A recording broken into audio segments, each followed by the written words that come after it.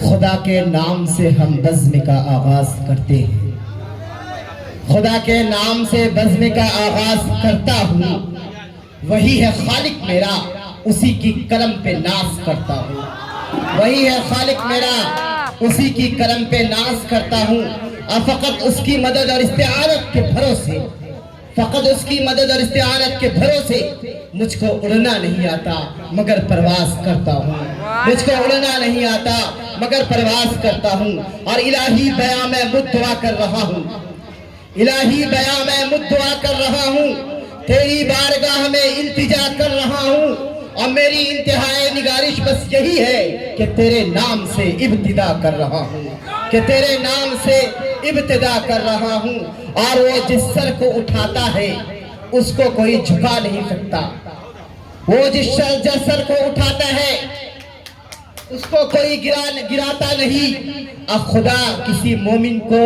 بزدل کے گھر پیدا نہیں کرتا، وہ جس سر کو اٹھاتا ہے اسے گراتا نہیں، اور خدا کسی مومن کو بزدل کے گھر پیدا نہیں کرتا، اور یقین نہیں آتا تو اصحاب کی تاریخ پڑھ لینا،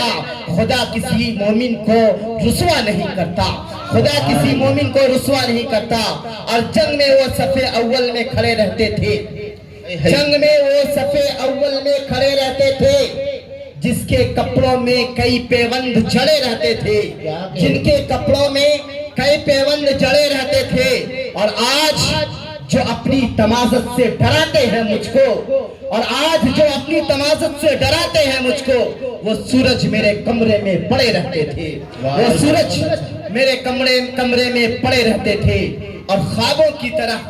حقیقت میں بنا جائے مجھے، خوابوں کی طرح حقیقت میں بنا جائے مجھے، جب بھی کوئی مشکل پڑے تو چنا جائے مجھے، خوابوں کی طرح حقیقت میں بنا جائے مجھے، جب بھی کوئی مشکل پڑے تو چنا جائے مجھے، مانا کہ میری آواز میری پہچان نہیں ہے لیکن میری آواز سے آگے بھی سنا جائے مجھے، میری آواز سے آگے بھی سنا جائے مجھے۔ حضرات معقر علماء کرام، قابل قدر واجب التعظیم بزرگان دین، عزیز نوجوانوں، پیارے بچوں، پردہ نشی ماں بہنا، بڑا ہی دلکش ماحول ہے، اور اللہ رب العالمین کے بے پناہ احسان و فضل ہے کہ اس ذات وحدہ لا شریک لہ نے ہم سب کو آج کے اس پروقار پربہار محفل کا حصہ بنایا۔ بڑا احسان یہ ہے کہ بندہ ناچیز کے سروں میں ایک بڑی ذمہ داری بخشی۔ میرے محترم، جلسے کا جو سب سے بڑا کام تھا، جلسے کی جو سب سے بڑی ذمہ داری تھی، یعنی تحریک صدارت کی ذمہ داری، اسے جناب قاری عتیق الرحمن صاحب نے بحسن خوبی انجام دے دیا۔ یعنی جلسے کا امیر کارواں کا انتخاب کیا جا چکا ہے، جلسے کا امیر کا انتخاب کیا جا چکا ہے، بزم کا سالار چن لیا گیا ہے، تو آئیے بلا تاخیر جلسے کا آغاز باضابطہ ڈھنگ سے ہونا مانگتا ہے، تو اس باضابطہ ڈھنگ کو برقرار رکھتے ہوئے، اپنے اسلاف کا سلیقہ اور طریقہ کو اپناتے ہوئے، ہمارے یہ جو دستور ہے، ہمارا جو سلیقہ ہے، ہمارا جو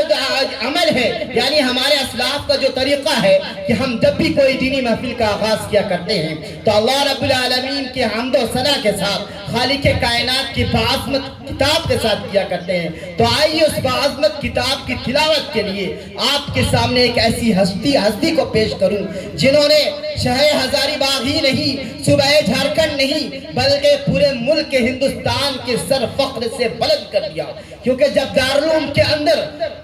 آل انڈیا خیرت کا مقابلہ ہوا تھا تو حضرت قاری موصوف نے فرسٹ ڈویژن حاصل کر کے ضلع ہزاری باغ کا نام روشن کیا تھا، اور وہ وقار بلند کیا تھا، اور انہوں نے اپنا نام اول پوزیشن پہ لکھا کر آل انڈیا خیرت میں خیرت کا یہ مقابلہ جیت لیا تھا۔ وہ آج ہمارے سامنے بار بار آتے ہیں، ہزار بار آتے ہیں، اس بار بھی آئے ہیں، جس سے میری مراد تالیہ قرآن، قاری خوش الحان، حافظ و قاری توصیف احمد صاحب دامت برکاتہ العالیہ کی ذات گرامی ہے۔ میں ان سے بڑی ادب و احترام کے ساتھ گزارش کرتا ہوں کہ دلوں کو لبھائے جناب توصیف صاحب، جب تشریف لائے جناب توصیف صاحب، پچھلی بار جب تلاوت کر کے واپس گئے تھے بڑے یاد آئے تھے جناب توصیف صاحب، بڑے یاد آئے تھے جناب توصیف صاحب۔ آپ کے سامنے حضرت حافظ و قاری توصیف احمد صاحب قاسمی دامت برکاتہ العالیہ۔ سبحان اللہ۔